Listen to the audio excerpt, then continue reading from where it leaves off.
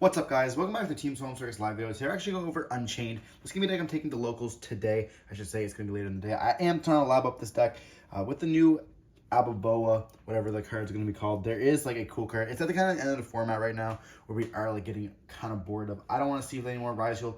I don't want to play Malice. So before we're waiting for the ban list, we're going to play some fun decks. This is going to be one of the decks that I have loved for a very long time. That is one of my favorite decks of all time, of course.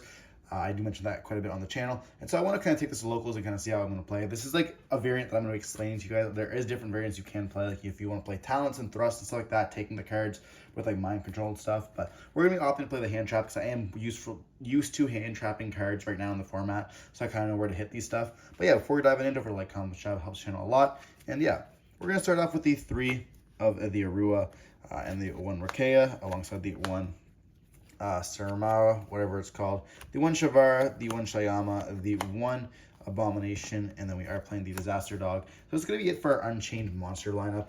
Unfortunately, this is at 1. I wish Konami would put it back to 2 or 3. And then, yeah, everything else is pretty standard. I wouldn't change anything. Obviously, 3 Arua has kind of been the play for the longest time, and then the Rakea and the Sharama. You can cut this to 2 if you want, or bump this up to 2. I don't recommend it.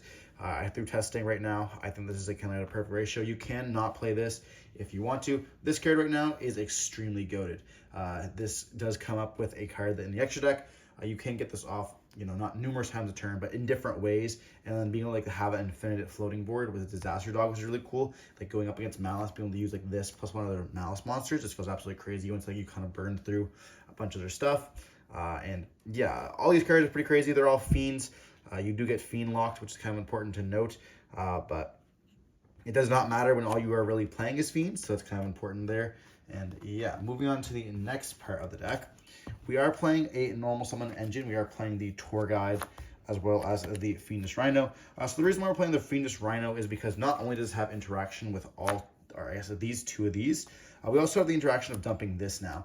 So important to note that when we are playing the this card here, the Abaku, dumping this to the graveyard makes it so we can actually reborn it out off the Abaku. So it's kind of important that we do have like a target like that. So you have like multiple targets now, which is why we're playing it. And I feel like it's a little bit better. You could play, if you wanted to, the Nightmare Throne package. That's going to be this here. I just didn't find it was really good. It ate a hand trap a lot of the time as well, which I didn't really like. So I felt like playing this just felt a little bit better. And then being a little somewhat light and dark. You know, if I get hand trapped or if I go up, you know, this can give me access to Moon if I already have access to the Unchained stuff, which is going to be pretty fine to me. So that's why we're playing this. Then we are playing the Engravers. So we are playing triple Engraver, 1 Lacrima, and then the 1 Lurie. You can play a heavier package. I should also mention you can play the whatever the cards are, the other ones that people play all the time, the Magical Muskets. You can play those if you want to as well, instead of like the normal summon engine of the tour guide. But I prefer these cards. I'm more used to these cards. I don't really like the Fiendsmith musket deck at all. So I prefer this. This is also a level 6 fiend, including these 2, which are also level 6 fiends. So important to note that you can make a Caesar fairly easy in the deck, as well as going for the other lines going up into, you can enter like Caesar Lacrima setup, as well as Requiem, and then like a Rage as well if you really want to in some like busted hands. But I recommend not doing that because you will get blown out quite a few times. But yeah, this is pretty much standard for our package for the Fiendsmith stuff until it gets hit, of course.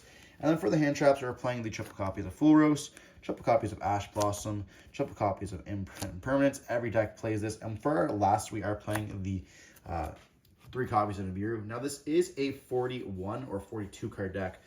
Now, the reason why we're upping the count, like you see a lot of times in a bunch of Unchained deck profiles in the past, you only have room for 9 non-engine. We are bumping up to 12 and playing those 42 cards. We're playing a little bit more bricks in the deck as well.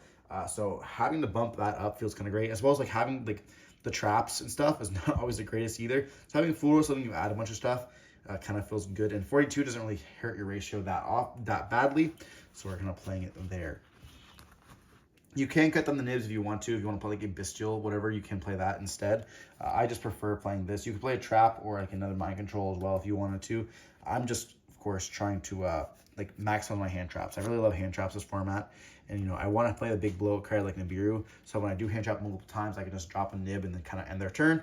But they are playing the Abomination's Prisons and the 2-track, the 1 Cobble of the Grave. And then, of course, for our trap cards, we are playing the Triple Escape, the double copy of Chamber, and the 1 Feast within Paradise.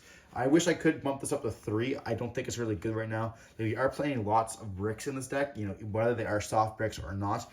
It definitely kind of sucks. What is really good about this is that if you do have this in your hand, you can set it and then pop it off an Unchained card. So you do have a way to get it into the graveyard, which is absolutely huge because everyone knows that once you have this card in your hand, it's really hard to get rid of it. And unfortunately, it's finds itself always in your hand, at least for me. So having a way to pop it is quite nice and putting it in the graveyard there. Well, that's going to be it for the main deck.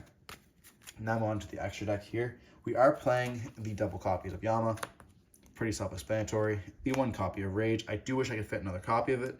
Fortunately, we cannot. The 1 copy of Anguish. And then the card that perhaps you should not be playing is the 1 copy of Abomination.